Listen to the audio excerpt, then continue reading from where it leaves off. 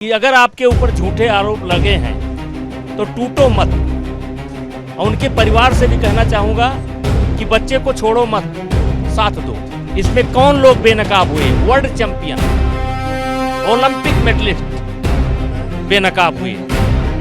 कौन बेनकाब हुआ? बड़ी बड़ी पार्टियां, देश की सबसे बड़ी पार्टी, तमाम ऐसे लोग जो वर्तमान में मुख्यमंत्री थे। ईश्वर ने सब तय कर रखा है कि आपका क्या कब क्या रोल होगा। अगर मैं सांसद नहीं हूं तो 3 साल मुझे क्या करना था वो ईश्वर ने तय कर रखा था। आज मुझे प्रसन्नता मिली, आगे क्या करना है वो भी ईश्वर ने तय कर रखा होगा। देखिए, हम केवल इंडिया की फेडरेशन को नहीं, पूरी वर्ल्ड की जो फेडरेशन है उसको भी एक धक्का लगा और खेल जगत को एक धक्का लगा कि ऐसे भी होता है। लेकिन आज वो सारी चीजें साफ हो गई। हमारे साथ जुड़ रहे हैं पूर्व सांसद ब्रजभूषण शरण सिंह जी। कितना बड़ा दिन है, क्योंकि जिस जंतर मंतर पर आपका घर है उसी जंतर मंतर पर एक मजमा लगा और बड़े बड़े पहलवान बैठे, राजनीतिक मंच बनाया गया, तमाम बड़े बड़े नेता वहां पर आए और निशाने पर थे आप, और आरोप था यौन शोषण का, यौन उत्पीड़न का। कितना बड़ा दिन आपके लिए आज है? देखिए, मेरे लिए तो ये बहुत बड़ा दिन है, लेकिन उन लोगों के लिए आज बहुत बड़ा दिन है जिनके ऊपर झूठे आरोप लगते हैं।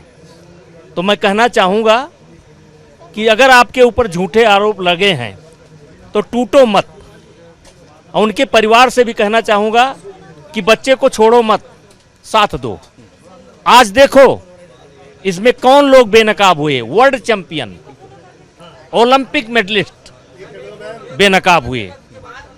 कौन बेनकाब हुआ? बड़ी बड़ी पार्टियां, देश की सबसे बड़ी पार्टी, तमाम ऐसे लोग जो वर्तमान में मुख्यमंत्री थे।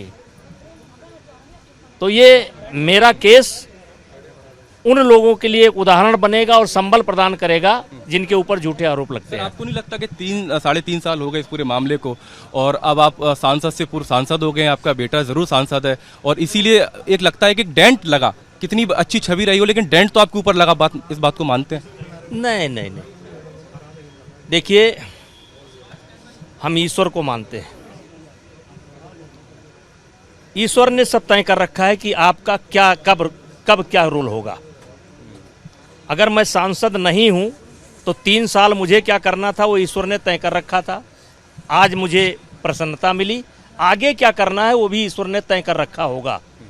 और मैं समाज के लिए और कमज़ोर लोगों के लिए, जो भी 1 लोग, 2 लोग, 4 लोग जिनकी मदद करने लायक हूँ वो करता रहूँगा। लेकिन इसमें खेल का नुकसान तो हुआ ही, साथ में देश की जो एक छवि थी पूरी दुनिया भर में देखा कि उस संघ को, WFI को, उसकी पूरी टीम को वो कर दिया गया, नई टीम बनाई गई।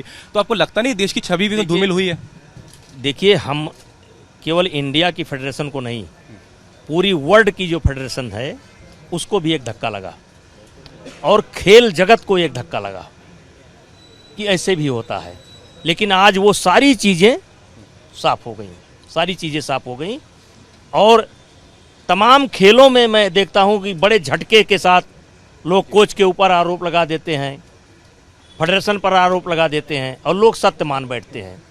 तो अब उम्मीद है कि इस केस का फायदा उनको मिलेगा। आरोप तो सर बहुत लोगों पर लगते हैं। आप बाइजित बरी हुए हैं कोर्ट से। जो आरोप लगाने वाले लोग थे वो आम लोग नहीं थे, बड़े लोग थे और उनके पीछे कुछ ताकतें थी, ऐसा आप इल्जाम लगाते रहते हैं।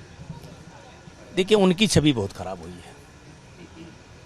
मैं तो निकल आया, लेकिन जिन्होंने आरोप लगाए थे उनकी छवि बहुत खराब हो गई और वो जनता का सामना नहीं कर पाएंगे। पब्लिक यहाँ पर टेंट वेंट लगा हुआ है, खूब पटाखे चले हैं। पहले से आपको पूरी उम्मीद थी कि फैसला आपके पक्ष में? फटाफट पटाखा लगा है, ये सब फटाफट लगा है। सुबह जब हम गए तो कुछ नहीं लगा था, फटाफट लगा है, क्योंकि मुझे विश्वास था कि भी आ जाऊंगा छूट। आखिरी सवाल सर, कई बार ऐसा होता है कि जैसे अभी हमने देखा कि इसी जंतर मंतर पर CJP का प्रोटेस्ट हुआ और तमाम राजनीतिक दल साथ में जुड़ जाते हैं, ये देखे बिना कि उसके पीछे क्या मंशा है। आपके केस में भी यही है, तो उनको क्या संदेश देंगे आप? देखिए, ये विपक्षी पार्टियों के पास स्वयं का कोई एजेंडा नहीं है और स्वयं इनके पास कोई ताकत नहीं है। 10 आदमी इकट्ठा करने की क्षमता इनके अंदर नहीं है। ये कभी महिलाओं के पीछे खड़े होते हैं, कभी CJP के पीछे खड़े होते हैं, कोई एथेनॉल को लेकर के भग रहा है। इनके पास स्वयं का कुछ नहीं है, इनकी विश्वसनीयता समाप्त।